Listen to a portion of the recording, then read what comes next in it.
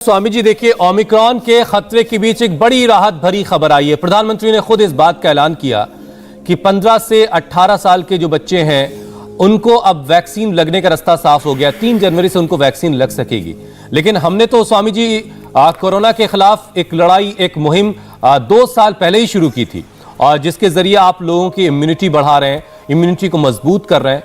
लेकिन third wave की आहट लोग महसूस कर रहे हैं। जानकार कह रहे हैं थर्ड वेव आ सकती है, और जाहिर है कि थर्ड वेव आएगी तो थायराइड का खतरा भी बढ़ेगा। उसको कंट्रोल करने के आप उपाय बता रहे हैं, लेकिन वैक्सीनेशन और योग कैसे हमें सुरक्षा कवच दे सकता है?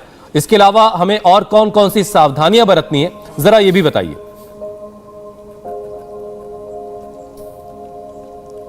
तो देखो, एक तरफ तो योग और आयुर्वेद की डबल डोज, उधर वैक्सीनेशन की डबल डोज। लेकिन एक बात और बता देता हूं, लोग जो है ना दबी जुबान से कुछ कुछ तो बोलते हैं, लेकिन पूरा खुल के नहीं बोलते। मैं एक बात बोलता हूं, कोरोना और कोरोना की वैक्सीनेशन के बाद भी कुछ कॉम्प्लिकेशंस आते हैं, लेकिन लोग डर न जाएं, इसलिए पूरी दुनिया की सरकारों ने और मेडिकल साइंस ने तय किया कि हम वैक्सीनेशन के जो कॉम्प्लिकेशंस उसको ज़्यादा हाईलाइट नहीं करेंगे। लेकिन मैं एक बात ये कहना चाहता हूँ, कोरोना की वैक्सीनेशन की डबल डोज, फिर की बूस्टर डोज भी लेने के बाद काफ़ी लोगों को थोड़े बहुत कॉम्प्लिकेशंस भी होते हैं। तो यदि आपने योग आयुर्वेद साथ में जारी रखा तो कोरोना और कोरोना की वैक्सीनेशन और उसके कॉम्प्लिकेशंस, इस सब से भी आप पार पाएंगे। नहीं तो कोरोना और कोरोना के कॉम्प्लिकेशंस, वैक्सीन और वैक्सीनेशन के कॉम्प्लिकेशंस में भी कई बार लाइफ बड़ी कॉम्प्लिकेटेड हो जाती है। इसलिए मैं कहूँगा साथ साथ लेकर के चलें।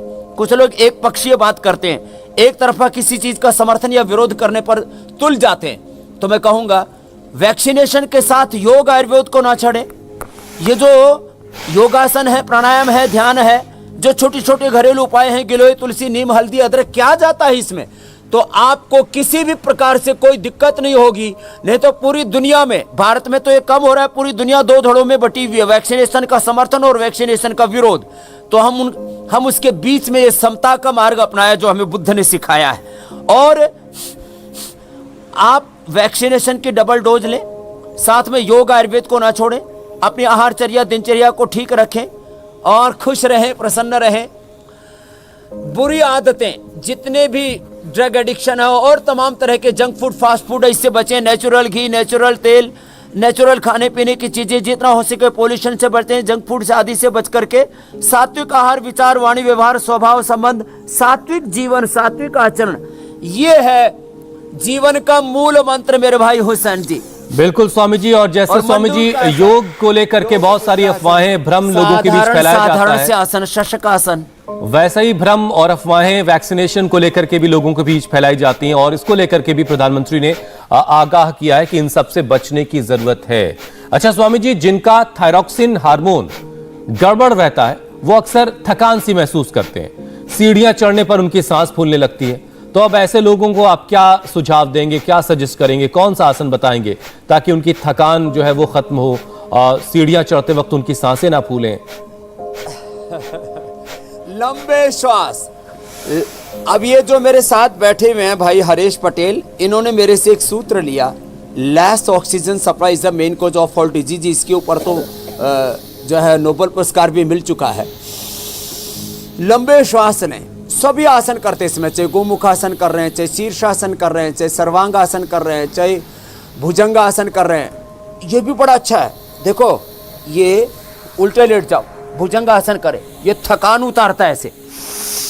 इससे थकान उतरती है, लंबे श्वास से भी थकान उतरती है, इससे पूरा स्ट्रक्चरल बैलेंस होता है, central nervous system, peripheral nervous system बहुत अच्छा हो जाता है और थकान दूर हो जाती है। और थकान उतारने के लिए दूध में हल्दी, सिलाजी, च्यवनप्राश या च्यवनप्रभा, जिनको डायबिटीज है, थकान उतारने के लिए अश्वगंधा जबरदस्त है।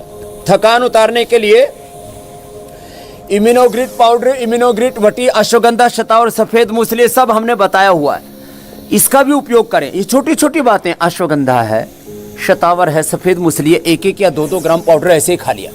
और हमने तो अश्वगंधा, शतावर, सफेद मूसली, कोंच बीज, बला बीज, और इसी में ही जीवक, ऋष्वक, रिद्धि, वृद्धि, मेधा, महामेधा, काकोली, क्षीर काकोली, जिसको अष्टवर्ग कहते हैं, सबसे बड़ा ये जीवनीय तत्व कहा जाता है आयुर्वेद में, अष्टवर्ग। ये जीवन को बढ़ाने वाला, आयु को बढ़ाने वाला, एंटी एजिंग माना जाता है उसको। तो ये अष्टवर्ग का प्रयोग करें। और सुबह सुबह बादाम, अखरोट, मुनक्का, अंजीर, खजूर, ये रात को भिगो के सुबह पीने वाला जो प्रयोग बताते हैं ना, ये अद्भुत है। इससे बढ़िया ताकतवर कोई चीज़ नहीं हो सकती। और जिनका हीमोग्लोबिन भी डाउन हो जाता है, 1 सप्ताह में हम 5 से 7 तक हीमोग्लोबिन बढ़ा देते हैं। और इसमें क्या देते हैं, जिनको हीमोग्लोबिन कम है तो गाजर, चुकंदर, अनार, व्हीट ग्रास और एलोवेरा का जूस देते हैं। और खाली पेट थोड़ा खजूर खिला देते हैं, रात को भिगो करके सुबह खा लेते हैं। उससे गर्मी भी नहीं करता। तो ये छोटे छोटे उपाय अपना लेंगे तो कमजोरी भी दूर हो जाएगी और हीमोग्लोबिन भी बढ़ जाएगा जी। और किसी किसी को vitamin D, B12, calcium, iron की दिक्कत से भी ये होता है। तो सुबह सुबह 8 बजे पूरा सूर्य उदय प्रखर रूप से होने लगता है, विटामिन डी पूरा मिलेगा, B12, कैल्शियम, आयरन और ओमेगा आदि की कमी रहती है तो थोड़ा फ्लैक्सीड और किसी भी तरह के अलग अलग प्रोटीन्स की कमी रहती है तो सबसे बेस्ट प्रोटीन होता है तिल के अंदर। तिल और जो है फ्लैक्सीड, इनका सेवन करने से तो कोलेजन प्लस की भी खाने की जरूरत नहीं पड़ेगी, कोलेजन पाउडर की भी। नहीं तो केमिकल एनिमल बेस्ड लोग सुअर और जो है वो मछली वाली उसका पाउडर खाते रहते थे, वो भी जरूरत नहीं पड़ेगी। तो आप एक प्रश्न पूछते, मैंने 10 का समाधान बता दिया एक ही साथ। बिल्कुल स्वामी जी। योग करना पड़ेगा। सूर्य की ऊर्जा, अजस्र ताकत, जी ज्योत्सना जी। बिल्कुल स्वामी जी, ये तो वो सारे उपाय हैं जिनसे हम अपनी तमाम तरह की परेशानियों को दूर कर सकते हैं और आगे हेल्दी रह सकते हैं। थायराइड में अगर मैं वापस आऊं तो हमने देखा है कि पुरुषों के मुकाबले महिलाओं में थायराइड की प्रॉब्लम 10 गुना ज्यादा है। थायराइड होने पर अक्सर जो गला है वो मोटा दिखने लगता है, आवाज बदल जाती है। तो इसके लिए क्या उपाय है, क्या करें, कैसे गले को, आवाज को और सबसे इंपॉर्टेंट थायराइड को ठीक करें? और हमारा तो स्वामी जी काम ही आवाज से जुड़ा हुआ है। एक तो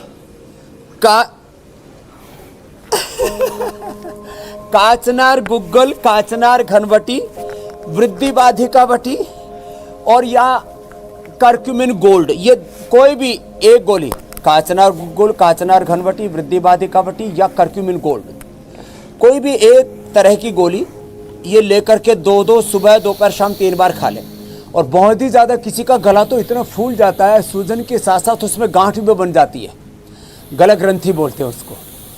और इससे गलागंडे के लिए सिस्टोग्री डायमंड ज़बरदस्त काम करती है।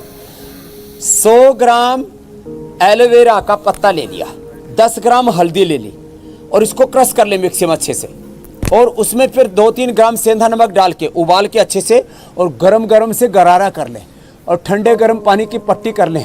ठंडे गर्म पानी से सेक, लपेट, जो आयुर्वेद में, नेचुरोपैथी में कहा जाता है, ये बड़ी ज़बरदस्त होती है इसके लिए। और कपालभाति 1-1 घंटा करें, ये गले की गांठें पूरी ख़त्म हो जाती हैं। पूरे शरीर में कहीं पर भी गांठ हो जाए उसके लिए भी ये उपाय है।